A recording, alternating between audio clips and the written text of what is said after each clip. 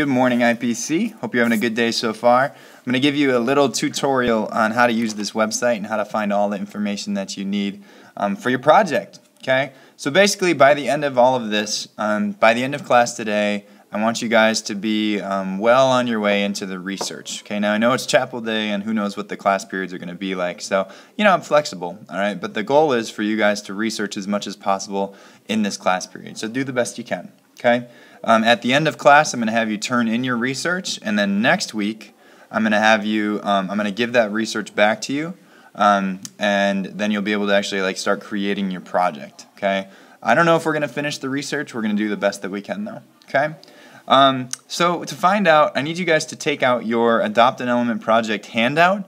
If you don't have that handout, you need to get a hold of one. There's a couple more in the absent tray for you if you still need one.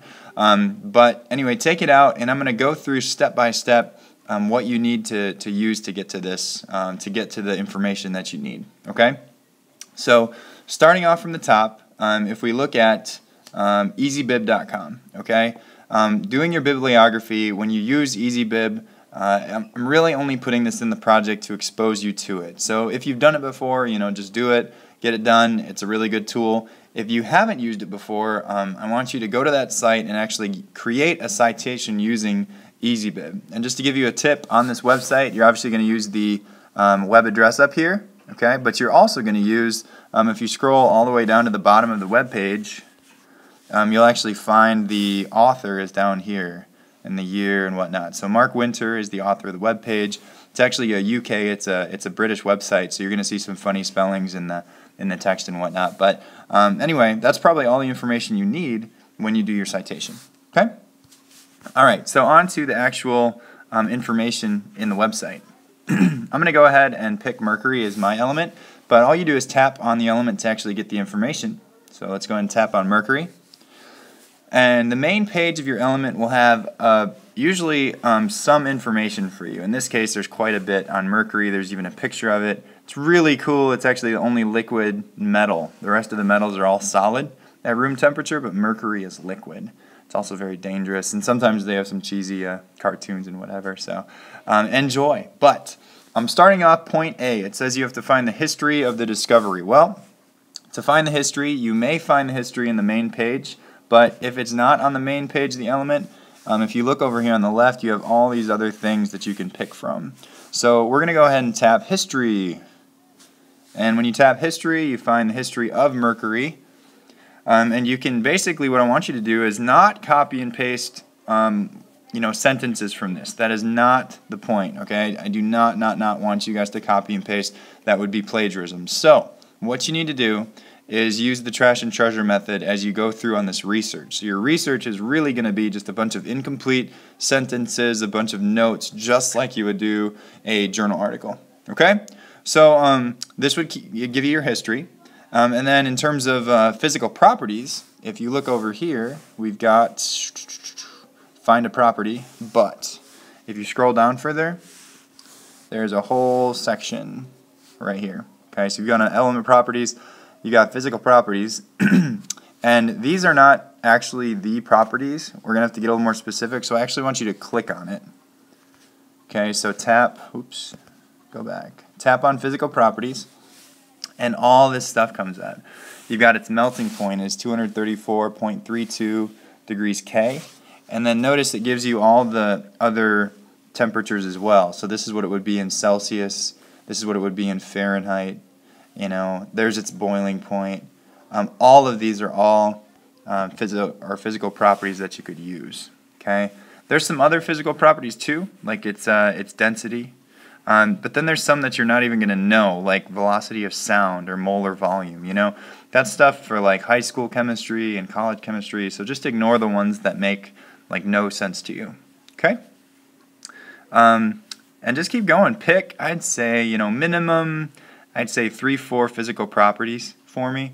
Just write down 3 or 4, the ones that you're most interested in, and just get to know your element a little bit better. Okay? So then if we go back, or actually we don't have to go back, let's move on to the next one. It says brief 1-paragraph biography of its discovery. Okay, or discoverer, I'm sorry. So if we do that, what we're going to click on is actually the history button. Alright? And if your element has a discoverer, if any information is listed for them, please take notes on that and write me a short paragraph. In many cases, the discoverer is not known. So if that's the case, just be direct and say there is no known discoverer for this. In this case with Mercury, it actually says that Mercury was known to the ancient Chinese and Hindus before 2000 BC, that's a long time ago, and was found in tubes in Egyptian tombs dated from 1500 BC, blah, blah, blah, blah, blah. Okay, so while there probably is no known discoverer, you could just mention maybe the groups of people that discovered it, and you'd probably be okay. All right, let's move on. Okay, next one, minerals in which your element appears. For that, we're going to click on geology. All right, it might be a good idea as we go through this, guys, write down the word you need to click on next to like the point on your handout where it says minerals in which your element appears. I would write the word geology next to it just so you know what to click on. Okay. All right, so you tap on geology and it tells you basically where this element is located in the earth. All right, it says Mercury only occurs rarely as a free element in nature. That means that it's really not around very much. If you dig a hole in your backyard, you're probably not going to find Mercury. It says overall it's a rare element in the earth crust. Its main source is cinnabar ore. Okay, guys, that is the mineral. Okay, that is where Mercury is found. So, and then it gives you the chemical formula and everything. It's Hg. It's Mercury bonded with sulfur. I'm sorry. So I would write down, cinnabar ore. It's found in cinnabar ore, which is located mainly in Spain and Italy. Okay, and that's really all you could write for this one. I guess there's some other places where you could find it too, but that's the only place you can really find Mercury. All right, cool. So moving on to the next one. All right, a picture of what your element looks like if there is one. There's actually a picture button. Yes. All right, right here, guys. That's where your pictures are at. You just got to scroll down, and this is what we got. All right, it's that silvery liquid in the glass, and what I'd like you to do is just try and do your best. I know we're not all artists, but give me a little pictorial example of what the element looks like. Okay, and then moving on to medicinal things. Point G, medicinal or nutritional applications or hazards. You're going to tap on biology, and in biology, you're going to get its biological role, starting off at the top here. But then if you tap on the, if you kind of scroll down, sorry, not tap. If you scroll on down, you'll get to hazards and risks. So that's where you'll find your hazards, and then also you'll see some biological things about how it's used in the body sometimes. Sometimes there's really no use, sometimes there is. So if there isn't a use in your body or a nutritional application, just simply list that and say there is no nutritional benefit of this element to us. Okay? All right, and then the next point, point H, is recent discoveries / modern uses. You're going to tap on uses, wherever that is. I think it's on the top somewhere. There it is. Okay, uses. All right. And there are all the uses for Mercury that we know of. Any recent discoveries should be in there too. And then if you guys would like, actually it's required, I want you to find a couple other things that are sort of interesting to you. In point I, it says any other current information. One thing you might do is tap the reactions, all right, of whatever element you're working with, and you can find out actually what kinds of things it reacts with. It says mercury metal reacts in air at about 350 degrees Celsius to form mercury oxide. Mercury doesn't react with water. And it just goes through all the ways in which it reacts. Okay, that might be one thing you do. There's one towards the end. Let's see, yeah, isotopes. All right, it tells you the actual isotopes of Mercury, all the different versions of Mercury that are out there. That might be something that you can list. You got 1, 2, 3, 4, 5, 6, 7 different isotopes of Mercury that they know of.